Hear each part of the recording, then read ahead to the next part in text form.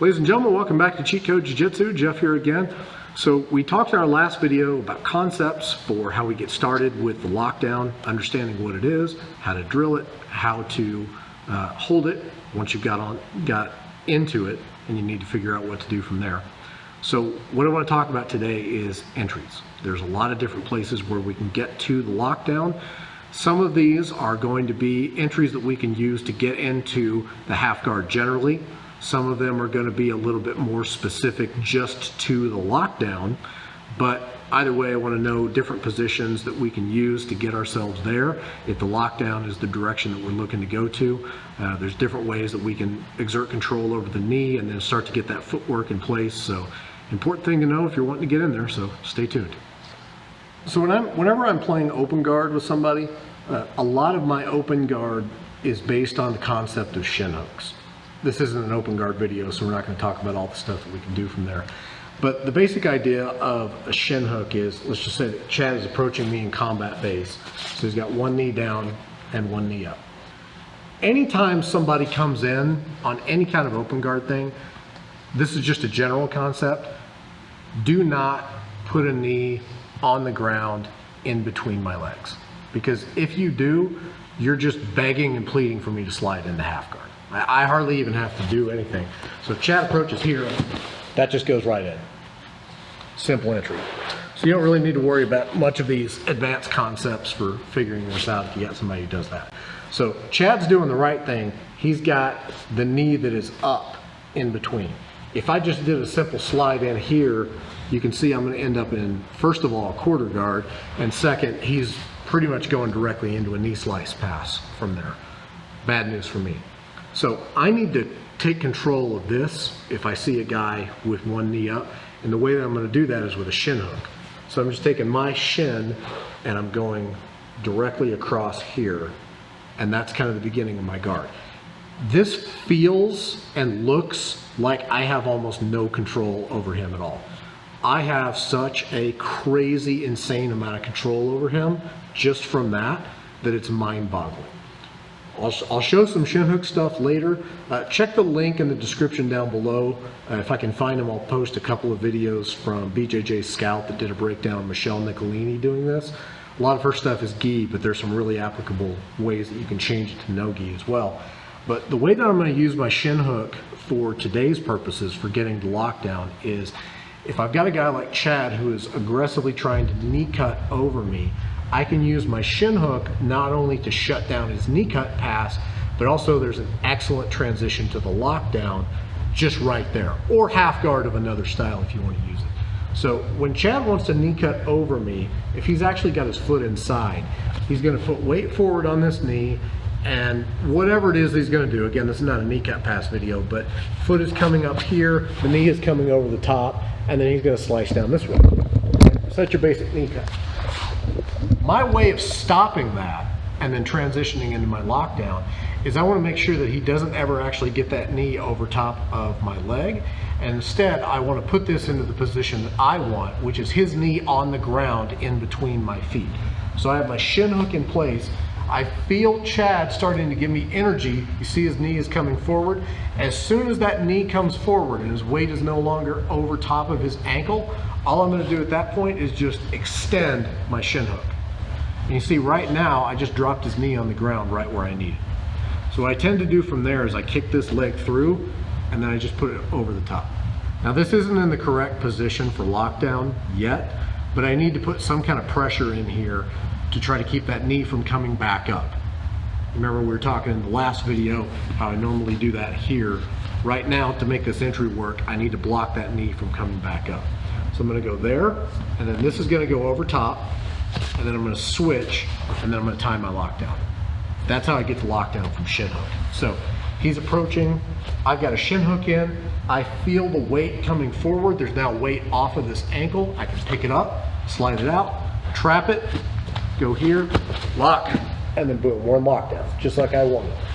So it's one of many options that I have from that shin hook position, but it works very effectively not only to shut it down, but also to get me directly into lockdown. And it works so well because he's expecting that his weight is gonna go forward and he's gonna have a stable base. And then all of a sudden that leg just gets taken out from under him and it makes him drop down. Lockdown is all about being able to clinch with that, and he will usually fall directly into my clinch at that point when he loses his balance. So we go right here, he aggresses forward, I take it out from under him, lock, and then boom, I'm in lockdown, and now I even got double underhooks. Maybe I don't get double underhooks, maybe he gets an underhook on me, but either way, the ability to come up and clinch and break his posture directly really helps out a lot. So that right there is one of my favorite ways to enter into the lockdown. I do that probably more than almost anything else.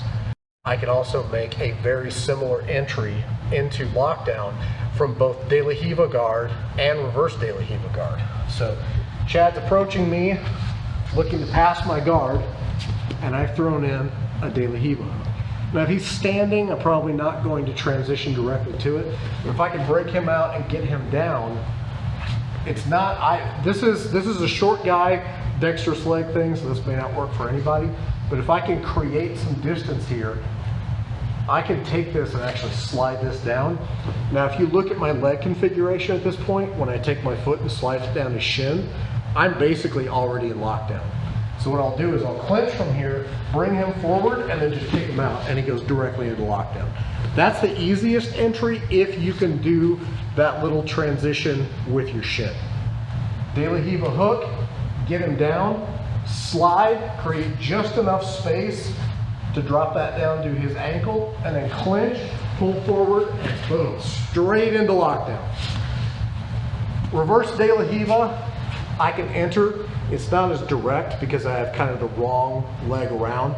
And there's usually other stuff that I look for rather than a lockdown entry from reverse De La Riva. But it works a similar way. I'll kind of take this and then shoot it into his shin, like a shin hook. And then you see I'm working to break that out to drop that knee down. Once that knee comes down, it's the same entry as from shin hook. Put pressure, slide over, lock, and then we're back in lockdown. From traditional half guard, I can enter this as well. So I'll turn this way. So I'm in traditional half guard from here. I told you before in the last video that this leg, the outside leg, this is the one that controls my ability to get to lockdown or not. What I want optimally to get to lockdown is I want Chad's knee down and I want his shin more or less straight back behind him. If it's tucked inside just a little bit, I can make that work. But the straighter it is, the easier this is for me to do it. So if I'm in traditional half guard, there's usually two transitions that I'll do to get me to lockdown. One is I'll do it, I've never seen a name for it, but it's kind of like a reverse lockdown where I fish for the ankle out here and then extend out. I use this position periodically, but this is a transition position for me.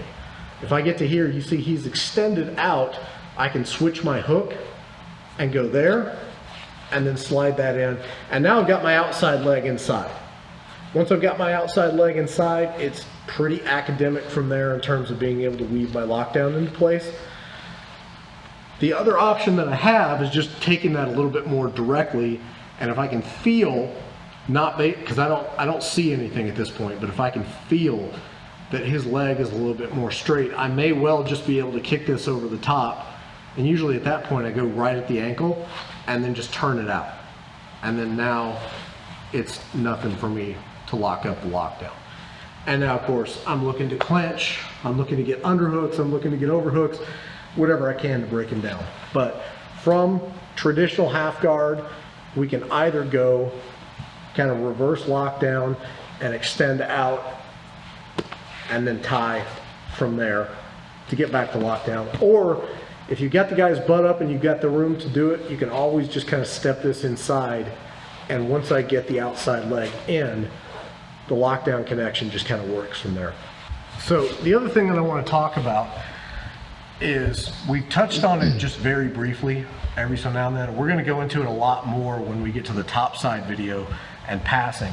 But The biggest thing for him that's going to shut down my ability to get to lockdown is what we call chair sitting, where he's going to get this knee, the trapped knee, and take his foot and bring it all the way up under my trapped leg, preferably above my knee if he can.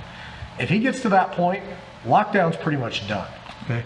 So with Chad, and this is very annoying because he does this to me all the time when I roll with him. I get him down, I try to get him in lockdown, and he chair sits on me. Bad. Don't do that anymore. I hate that. Okay? But I get in here, he knows I want to get him in lockdown because I do it all the time. So what he's going to do is he's going to take this foot and he's going to turn it in and chair sit. And you see where his foot is now, it's up above my knee.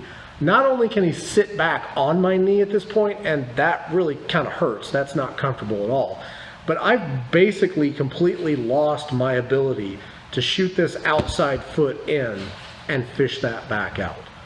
This is a big thing that I do when I'm passing because I want to keep him from getting locked down at all. So how do we deal with that? Well, if he's all the way under the knee, I'm probably not going to. I'm probably at that point just going to switch to another style of half guard, start trying to work in my knee for Z guard or something like that.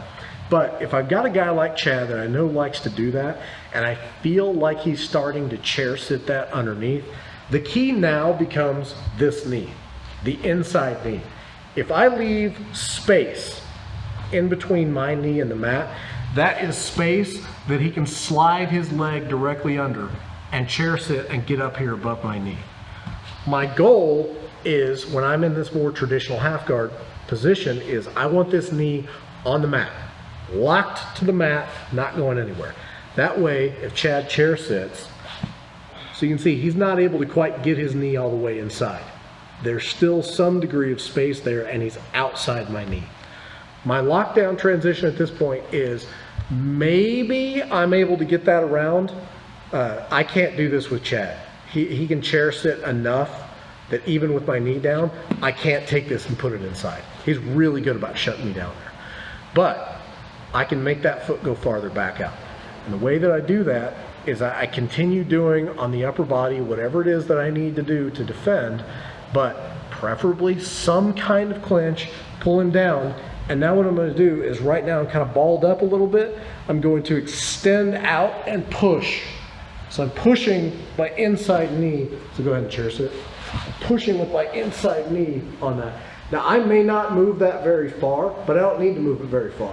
I need to get just enough room to where I can now come back in with my outside leg, and then once I get there, the lockdown is right there and it's easy for me to transition back. So I want to shut down the chair sit by getting here in traditional half guard, keeping the knee down. The second I get lazy and that comes up, he's moving it up and I'm screwed, at least for lockdown at this point. So keep it down, stay tight. If I feel like I have the opportunity to transition to lockdown, ball up and then push with the knee to force that leg back.